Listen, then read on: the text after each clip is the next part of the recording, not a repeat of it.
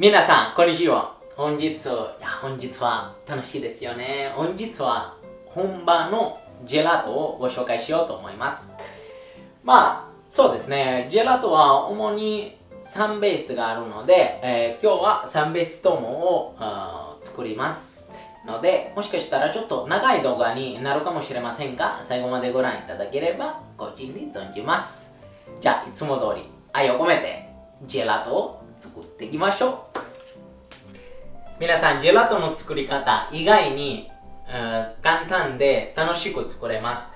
まずバニラのアイスクリームから作り始めます。バニラのアイスクリームには卵を入ってるので、クレーメングレースのような作り方です。とても簡単。鍋に牛乳を入れて、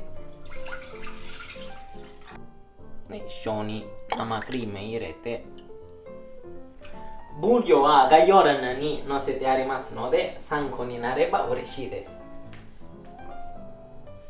で、ほんの少しソルツ。これ、マルちゃんの秘訣。どんなジェラート作ってもちょっとソルツ入れたら全体的の旨味を引き立てます。で、水飴もこの中に入れます。で、バニラビーンズ。縦に切り込みを入れて、バニラビーンズはね、自然の恵みと言っても間違いないね。で、中にある種、一粒たりとも無駄にしないように取り出して、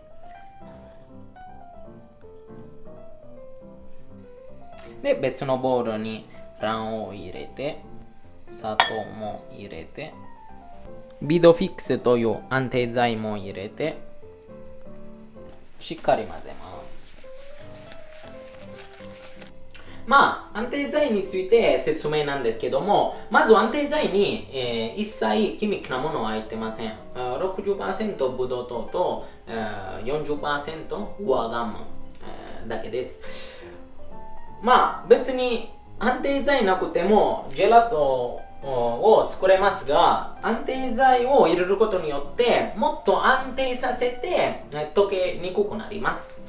だからちょっと入れた方がいいと思います。入れすぎるとジェラートがゴムみたいになるので気をつけてください。もういいや、もうただ待つだけ。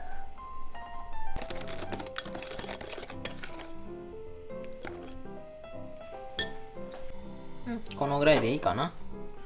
加熱したらちょっとずつ入れて混ぜながら入れていきましょう。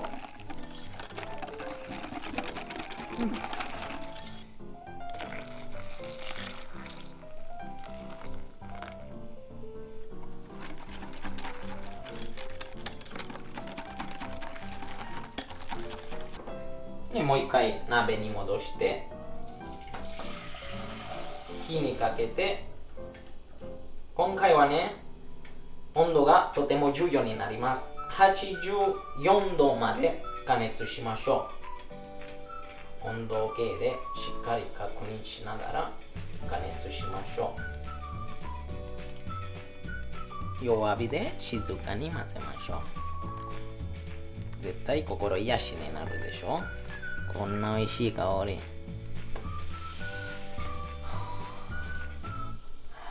あっという間にストレスを解消した。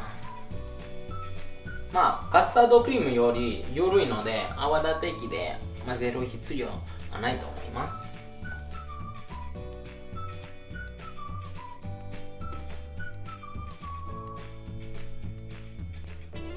よし、切ったね。今ちょうど84、85でも大丈夫です。ね、火を消して氷水で癒します。これで一つ目のベースは完成です。あと冷やすだけで。バニラビーンズ多いのような気がする。贅沢の極みだ。そうですね、家でジェラートを作ってもなかなか節約にならないんですけど、やっぱり市販のものと比べ物にならないほど美味しいので、食べるだけじゃなくてとてもいい経験になるので、ぜひ、試してみてください。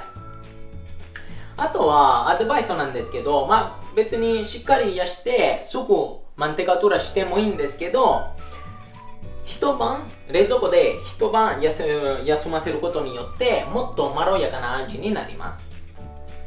だからまた明日。よし、お次参ります。ジェラートアルチョコラート。ジェラートアルチョコラートはさっきジェラートアラバニリアより簡単。もう本当に牛乳と生クリームを加熱してミキサーするだけです。鍋に牛乳と生クリーム一緒に入れて、でほんの少しソルト、もうちょっと1グラムぐらい砂糖も加えて、水飴入れることによって凍らしても氷の粒が細かくなるのでもっと滑らかになります。安定剤ビドフィックスも入れます。つまりチョコレート以外、食材全部一緒に入れてしっかり加熱しましょう。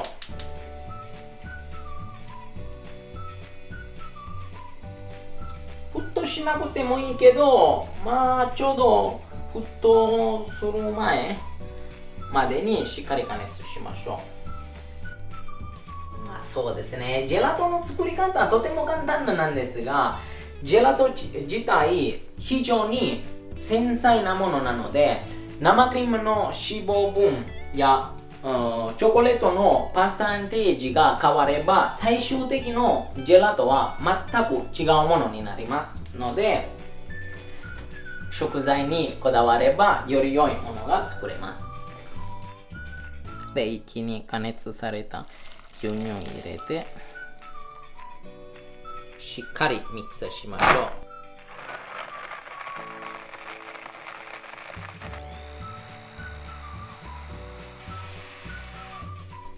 う。すごいピカピカな感じ。もういいかな。で、これもしっかり氷水で冷やします。よし、お次参ります。フランボワーズのソルベッタレンポーニ。ソルベッタレンポーニには、どんなソルベットでも乳製品一切入ってないので、別に一晩休ませる必要はないと思います。鍋にビドフィックス入れて、で、お水入れながら混ぜます。お砂糖で、水飴も入れて60度まで加熱しましょう。そう忘れてた。もちろんほんの少しソルト入れて、でシロップをフランボワーズのピューレに入れてミキサーして冷やしましょう。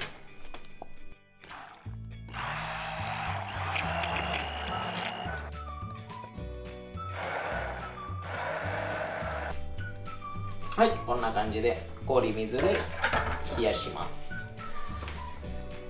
よし、皆さん、ベース作ったらもうただマンテカトゥーラするだけ。ジェラートでもマンテカトゥーラと言います。この機械はマンテカトーレと言います。だから液体はこの容器の中に入れて、もうボタンを押すだけです。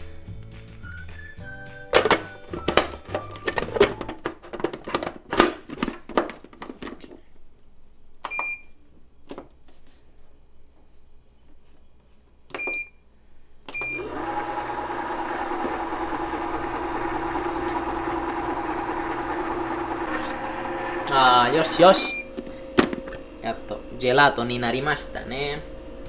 でもまだちょっと柔らかい。なぜかというと、このマンテカトーレ、この機械はマイナス4度までしかいかないんですけど、ジェラートのベストの温度はマイナス14度13度ぐらいなので、容器に移して30分ぐらい冷凍庫に入れて食べましょう。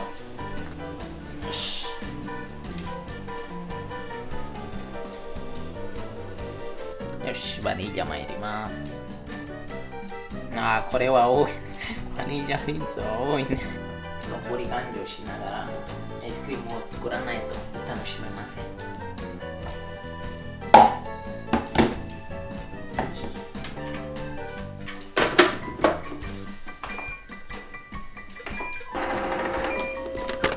よし、バニラアイスクリームもめっちゃいい感じ。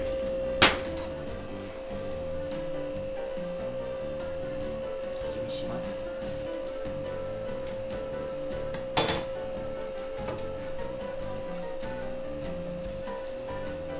めちゃめちゃ美味しい。いやー、これはイタリアに行っても専門的なジェラート屋さんに行かないとこんないいクオリティのアイスクリーム食べられるかどうかちょっと確実ではない。最後にフランボワーズのソルベ。そうですね、ソルベに関してはただピューレ変えたら何でも作れます。いちごとかマンゴーとかブルーベリー、まあそうですね、ただベースとして覚えておいた方がいいと思います。ああ、いいな。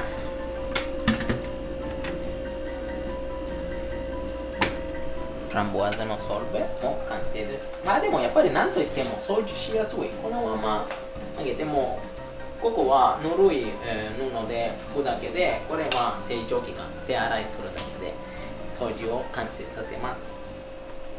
まあ皆さんよく僕のチャンネルでヴィレロアン・ボッコさんのお皿を使うんですが、今回ヴィレロアン・ボッコさんからお皿をたくさん送っていただきまして、その中から一つ選んで今日のジェラートそこに盛り付けしようかなと思います。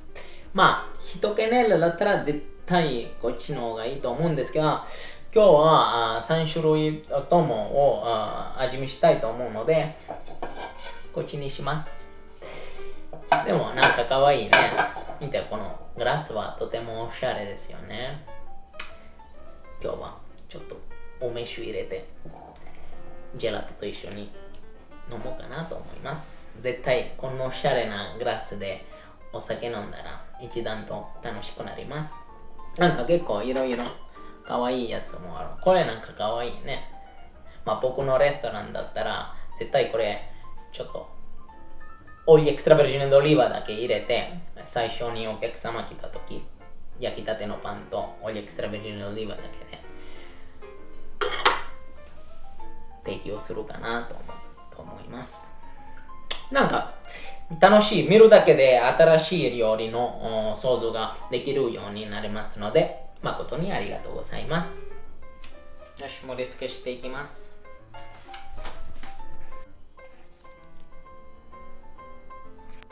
チョコレート、バニリア、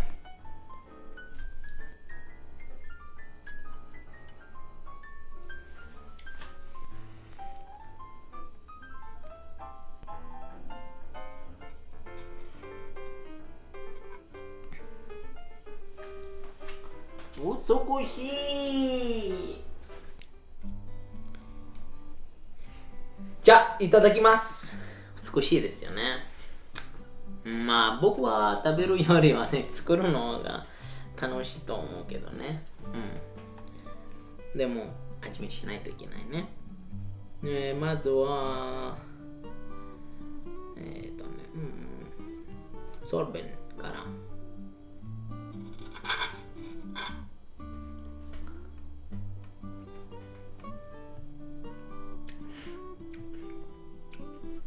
美味しい。美味しい。いや、まさか家でこんな高級なアイスできるなんてすごい幸せ。その後はバニラ。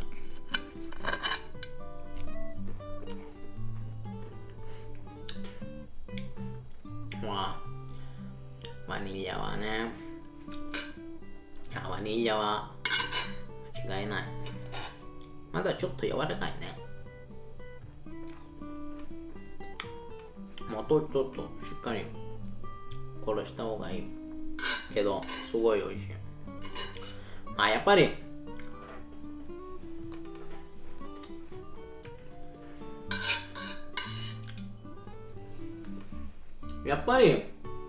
シアンのアイスクリームも美味しいけど、これはね、食感がね、すごい滑らか。氷の粒も一切ないし、あとはすごい素っぽくな味。本物のジェラート。まあもう一回言うんですけど、本当にイタリアに行っても、どこでもこんなレベルのアイスクリーム食べられるかどうかちょっと疑問に思う。じゃあ最後にちょっとチョコラートいきます。チョコラート。わあ、これは濃厚。